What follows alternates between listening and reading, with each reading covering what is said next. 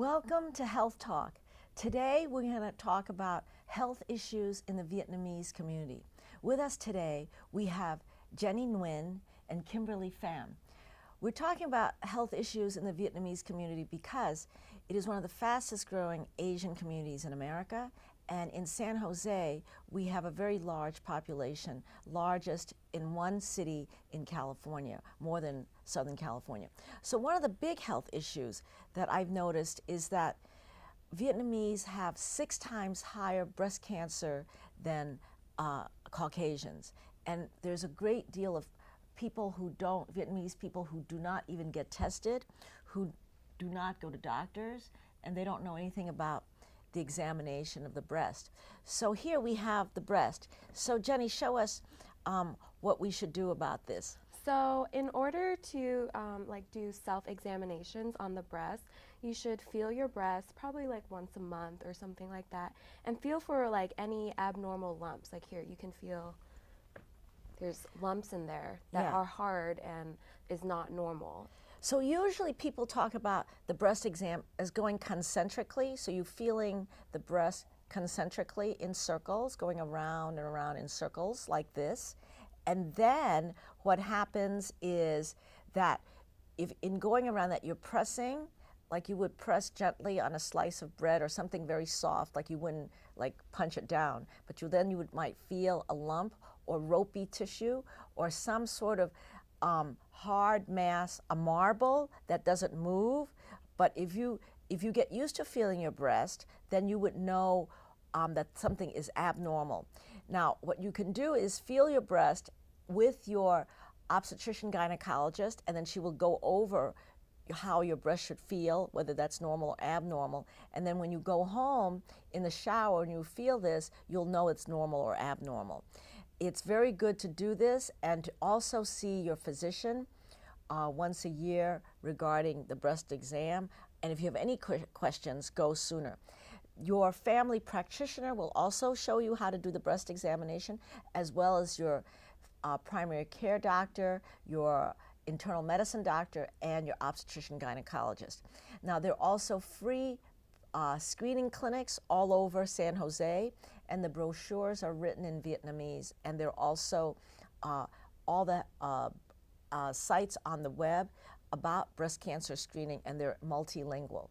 Now, why do you think, ladies, because you've been active in the Vietnamese community in college, why do you think that people do not go to get these examinations?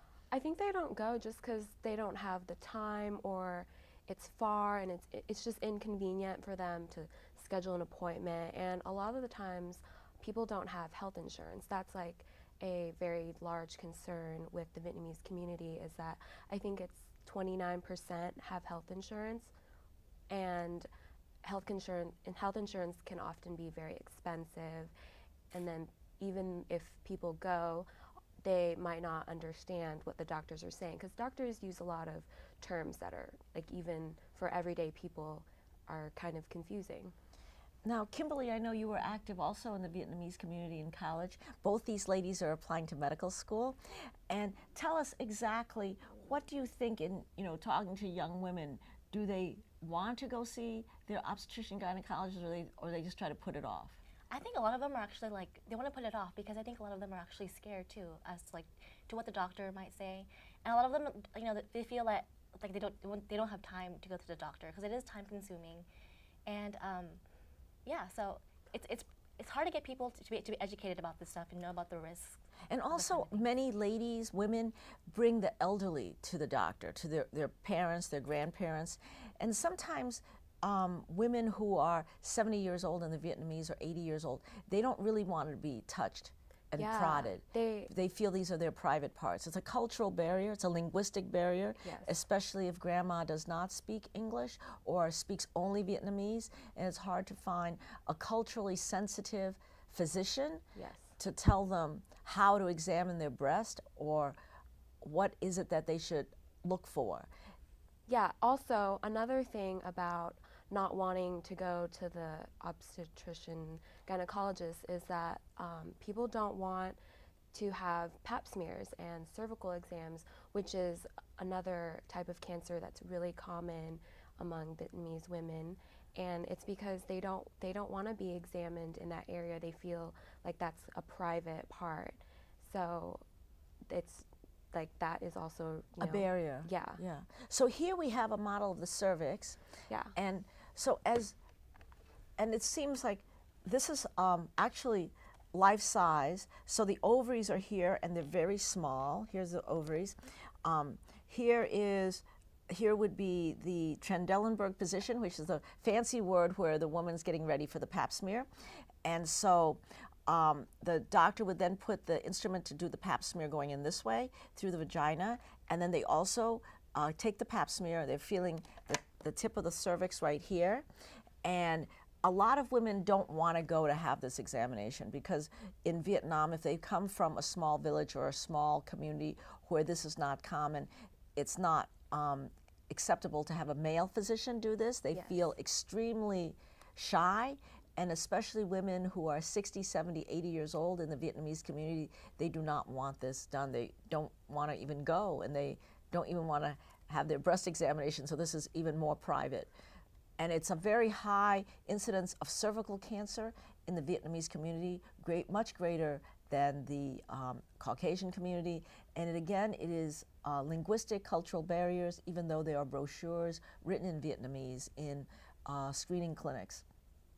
Now, in your estimation, like in your generation of Vietnamese American college students, obviously you all are very more educated and you speak English. I'm sure there's also a dread. Nobody's dying to run to go to their OBGYN to get their pap smear every year. Not. Like, oh, this is after finals, I'm going to go get my pap smear, you know. I don't think that's what we're going to do. So do you think the perception among young people who are Vietnamese American is different? Yeah, I think because we were raised by parents and mothers who probably grew up in Vietnam and have more traditional beliefs that, like, if you brought it up with your mom, she would say, oh, you don't need to get a pap smear, like, you don't need to go do that.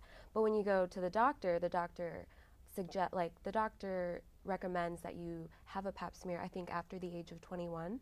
You have like yearly exams.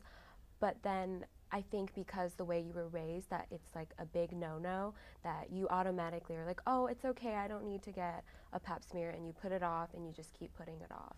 Well, actually, they believe that young girls should have pap smears once they're sexually active.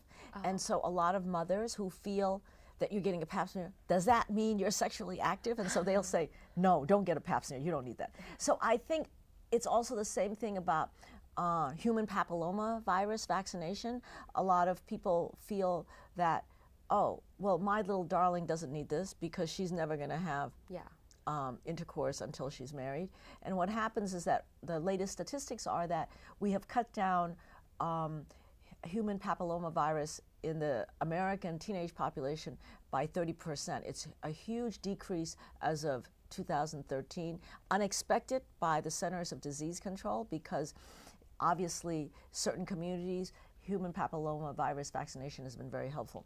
So in the Vietnamese community, there's also problems with that. People don't want that as well, because I think there's an overall fear of anything dealing with the genitals or, you know, the private parts. And I think it's transmitted to even college-age students, like, you know, the new generation. So I think it's important to tell everybody that life is better than death, and life is better than cancer, and that we should try to see the doctor. And it's not, and there are so many women, female OBGYNs now, so that your private parts will be examined by a female doctor who are culturally sensitive. There are many Vietnamese American doctors, many Asian American women doctors. So I think it's very different. So it's very interesting to note that here's the model, in this model of the cervix. You can see the ovaries are really small and the cervix is very small. So when the obstetrician gynecologist really feels for the ovary, you can feel them pressing for it. So that's why, because it's so small, they really want to make sure it's not swollen, has cysts, has cancer, and ovarian cancer can also be checked if you go to your obstetrician gynecologist on a regular basis once a year, pap smear, and also screening. And ovarian cancer, which is very hard to detect, still is hard to detect. We have ultrasound and more modern techniques. Now, how did you get involved in the some of the issues in the Vietnamese community? Because I know you were involved in college with that. Yeah, I think I've always been really interested because my parents are Vietnamese and I didn't grow up in a densely populated Vietnamese community. So when I moved to LA for college and that opportunity arose, I really wanted to be involved, and I went to Vietnam last summer, and that's actually where I learned about a lot of these things because they taught us about how just different perceptions that the Vietnamese community has against a lot of Modern medicine. yeah, modern medicine and things that have to do with your reproductive organs. Yeah, I think that many women, not only you, because I moved from the East Coast in 2003 to California, and I noticed that even Caucasian women don't believe in modern medicine, Western medicine, and they may be diagnosed with breast cancer but refuse to have chemotherapy, and they'll take holistic, non-traditional herbal medications.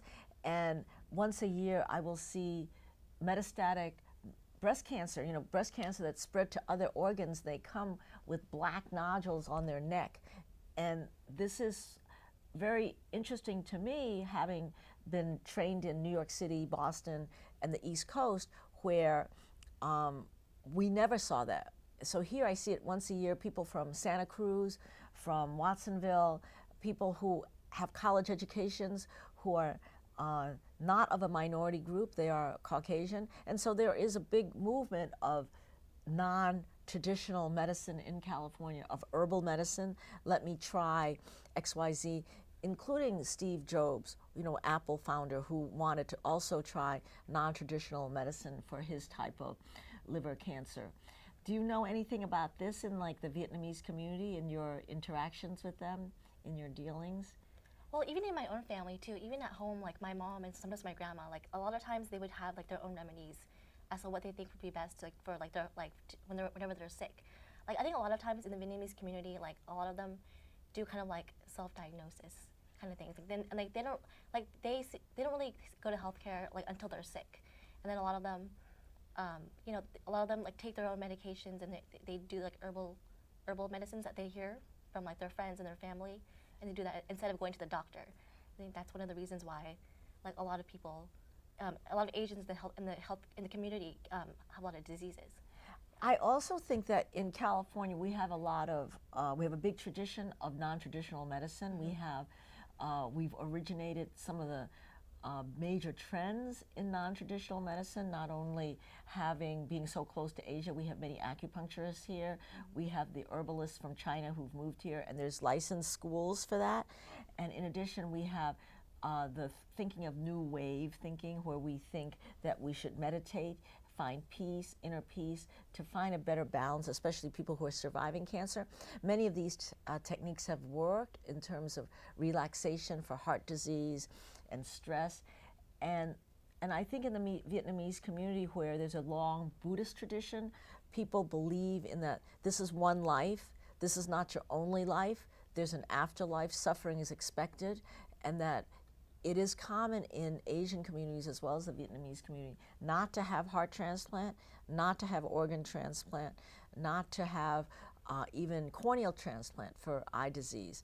So they feel that the spirit is coming in the body, and that spirit that is not yours, that organ that you're taking in, is even more harmful, and that let nature take its course. Which may not be bad, because sometimes maybe in American medicine we have grandma age 90 having a pacemaker than having death on the table, on the operating room table. So there's good sides and bad sides. Now we have a liver here. We're going to look at this liver organ. Here's the liver. And this is a problem in the Vietnamese community also. Yes. Yeah, there's huge hepatitis B, liver cancer. This is something that many people, especially in the Asian American community, they do not know that there are new cures, new treatments. antiviral therapy, that's for 1 year, 2 years, new therapies in the last few years. And people just feel, oh, this is the liver disease. Uncle is just going to die, and that's it. So the liver, here's the liver. It's a large organ. It's placed right here, right upper quadrant right here, and you can feel it. This liver is a little bigger than my liver, but this is for a 70-kilogram man, 6 foot tall, white Caucasian.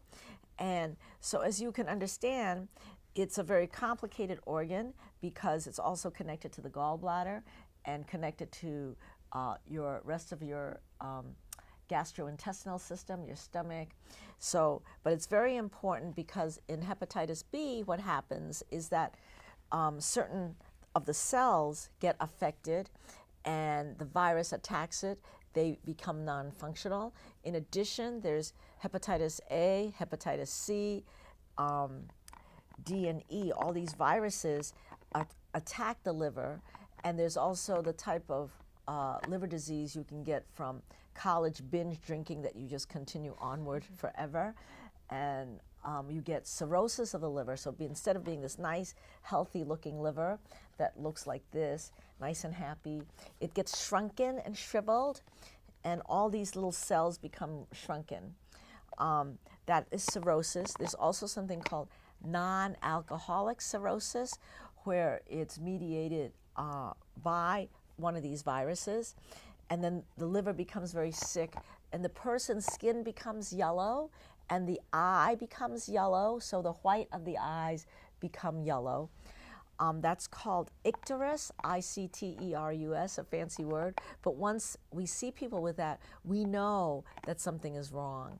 And sometimes you see people where their little legs are like sticks and their arms like sticks, but their body is kind of like a barrel. That's because they have cirrhosis of the liver, and they get fluid in their abdomen called ascites, and that has to be drained.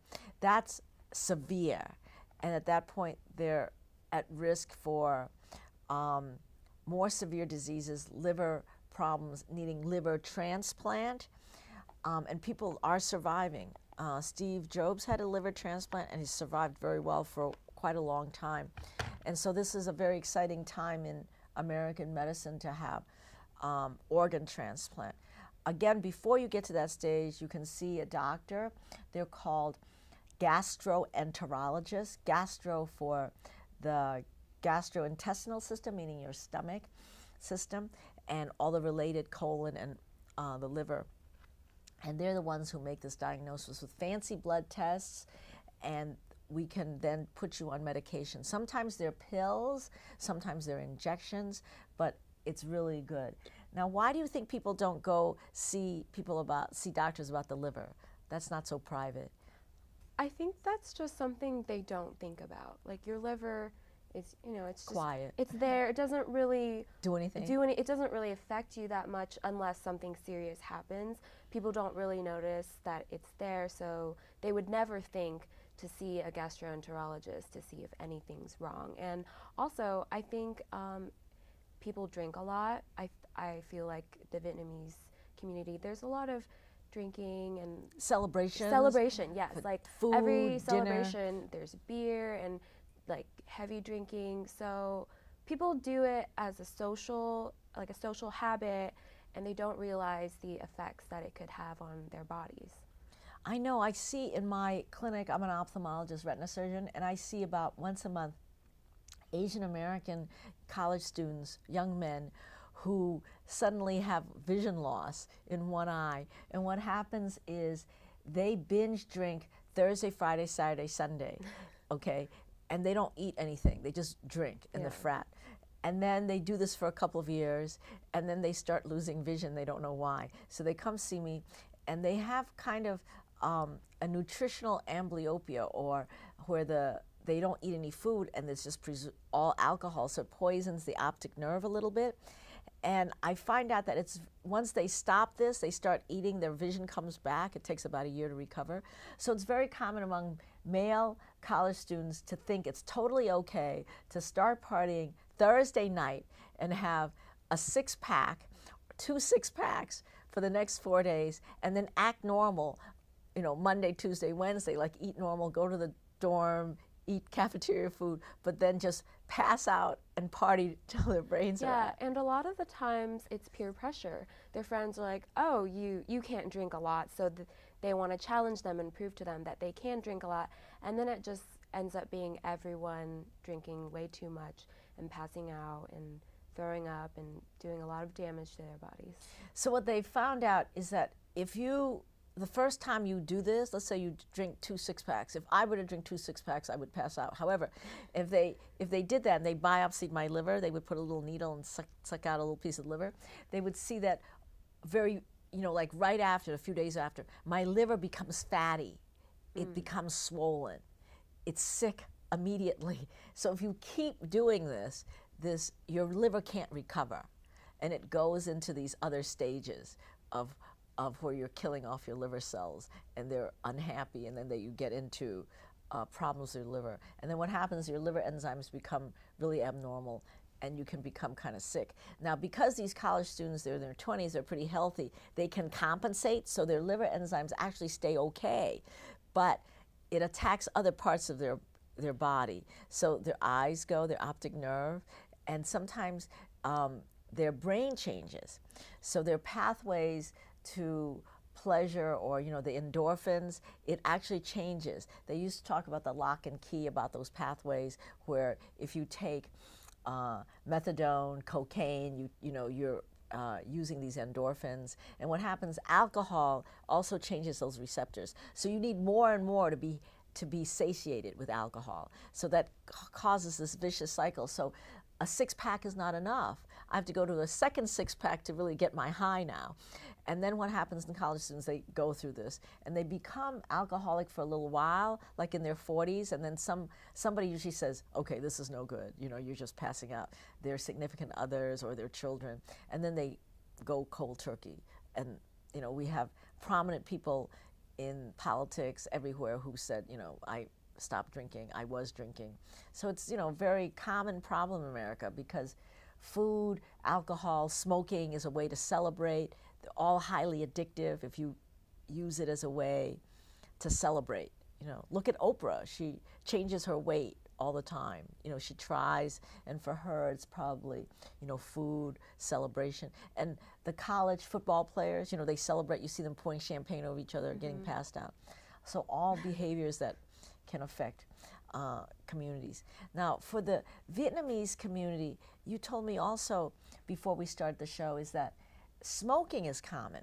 Yeah, smoking is it's just a socially accepted behavior, because in Vietnam, everyone casually smokes. And so here in San Jose, actually, 56% of Vietnamese American men smoke. And so that has serious effects on their lungs, so they get lung cancer, but they still smoke because they're hanging out with their friends and everyone's smoking. And it's socially acceptable. Yeah. They feel it's macho, male bonding, Yeah.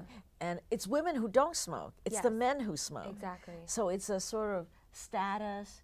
You know how the male peacock has the big fan. It's the same thing. It's like alpha male behavior, but unfortunately they have also alpha male cancer, which is cancer of the lung. So we're nearing the end of our show. What is our take-home message for our home audience? I think it's to encourage a lot more Vietnamese in the community to go and get screenings. That's a really important part. And it's free? It's free. Taking preventive measures, educating the Vietnamese community about these risks and causes of all these illnesses and diseases. So number 1, breast cancer, get screened. Number 2, cervical cancer, get a pap smear.